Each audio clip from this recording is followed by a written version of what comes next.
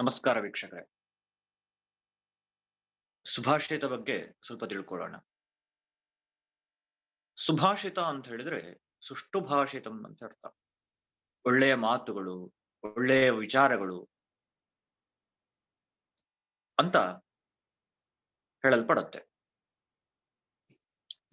ನೋಡಿ, ಇಲ್ಲಿ ಒಂದು ಸುಭಾಷಿತವನ್ನ ನೀವು ನೋಡಬಹುದು. ಪೃಥಿವ್ಯಾಂ ತ್ರೀಣಿ ರತ್ನಾನಿ ಜಲಮನ್ನಂ ಸುಭಾಷಿತಂ ಮೂಢೈಃ ಪಾಷಾಣಖಂಡೇಶು ರತ್ನ ಸಂಜ್ಞಾ ಪ್ರದೀಯತೆ ಅಥವಾ ವಿಧೀಯತೆ ಅಂತ. ಈ ಭೂಮಿಯಲ್ಲಿ ವಿಶೇಷವಾಗಿ ಮೂರು ರೀತಿಯಾದಂತಹ ರತ್ನಗಳಿವೆ ಅಂತೆ. ಒಂದು ಜಲ, ಇನ್ನೊಂದು ಅನ್ನ, ಇನ್ನೊಂದು ಸುಭಾಷಿತ. ಈಗ ಎಲ್ಲವನ್ನ ಬಿಟ್ಟು, ಈ ಮೂರನ್ನ ಬಿಟ್ಟು ಮೂರ್ಖರು ಪಾಷಾಣ ಖಂಡೇಶು ಅಂತ ಹೇಳಿದ್ರೆ ಕಲ್ಲುಗಳಲ್ಲಿ, ಸ್ಟೋನ್ಗಳಲ್ಲಿ ರತ್ನವನ್ನ ಕಾಣುತ್ತಾರೆ. ಅದು ಅತ್ಯಂತ ಮೌಲ್ಯಯುತವಾಗಿರ್ತಕ್ಕಂತಹದ್ದು, ವ್ಯಾಲ್ಯೂಯಬಲ್ ಆಗಿರ್ತಕ್ಕಂತಹದ್ದು ಅಂತ ತಿಳ್ಕೊಳ್ತಾರೆ. ಅಂದ್ರೆ ಮನುಷ್ಯ ಎಷ್ಟು ಮೂರ್ಖ ಅಂತ ನೋಡಿ. ಯಾಕೆ ನೋಡಿ, ಈ ಕಲ್ಲಿಗೆ ಅಥವಾ ಈ ಸ್ಟೋನ್ಗೆ ಇರ್ತಕ್ಕಂತಹ ವ್ಯಾಲ್ಯೂ, ಆ ಮೌಲ್ಯವನ್ನ ಮನುಷ್ಯ ಅನ್ನಕ್ಕೆ ನೀಡಲ್ಲ, ಜಲಕ್ಕೆ ನೀಡಲ್ಲ, ಮತ್ತು ಒಳ್ಳೆಯ ಮಾತಿಗೆ ಮನುಷ್ಯ ಅಷ್ಟೊಂದು ಪ್ರಾಮುಖ್ಯತೆಯನ್ನ ನೀಡ್ತಾ ಇಲ್ಲ. ಇತ್ತೀಚಿನ ದಿನಗಳಲ್ಲಿ ನಾವು ಕಾಣಬಹುದು.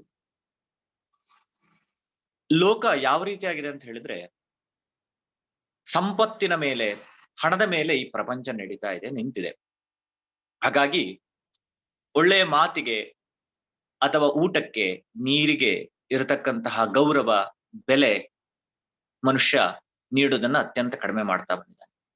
ಹಾಗಾಗಿ ದಯಮಾಡಿ ನಾವೆಲ್ಲರೂ ಕೂಡ ತಿಳ್ಕೊಳ್ಬೇಕು ಮತ್ತು ನಮ್ಮ ಜೀವನದಲ್ಲಿ ನಾವು ಇದನ್ನ ಅಳವಡಿಸ್ಕೊಳ್ಬೇಕು. ಏನು? ಪೃಥಿವ್ಯಾಂ ತ್ರೀಣಿ ರತ್ನಾನಿ ಜಲಮನ್ನಂ ಸುಭಾಷಿತಂ ಮೂಢೈಃ ಪಾಷಾಣ ಖಂಡೇಶು ರತ್ನ ಸಂಜ್ಞಾ ಪ್ರದೀಯತೆ. ಪೃಥಿವಿಯಲ್ಲಿರ್ತಕ್ಕಂತಹ ಮೂರು ಪ್ರಮುಖವಾದಂತಹ ರತ್ನಗಳಲ್ಲಿ ಜಲ, ಅನ್ನ ಮತ್ತು ಸುಭಾಷಿತ, ಈ ಪ್ರಮುಖವಾದಂತಹ ಮೂರು ರತ್ನಗಳಲ್ಲಿ ವಿಶೇಷವಾಗಿ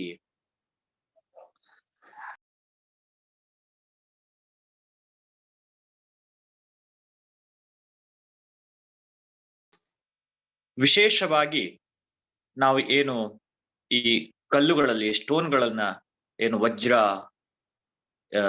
ಬಂಗಾರ, ಯಾವುದೇ ಇರ್ಬೋದು, ಬೆಳ್ಳಿ, ಇವುಗಳಿಗೆ ಏನು ವ್ಯಾಲ್ಯೂವನ್ನ ನಾವು ನೀಡ್ತಾ ಇದ್ದೇವೆ, ಮೌಲ್ಯ ಎಂಬುದಾಗಿ ಅದನ್ನ ಮೌಲ್ಯಯುತವಾಗಿ ನೋಡ್ತಾ ಇದ್ದೇವೆ, ಅದನ್ನ ನಾವು ನಿಲ್ಲಿಸಿ ಅದು ಕೇವಲ ಕ್ಷಣಿಕವಾಗಿರ್ತಕ್ಕಂತಹದ್ದು.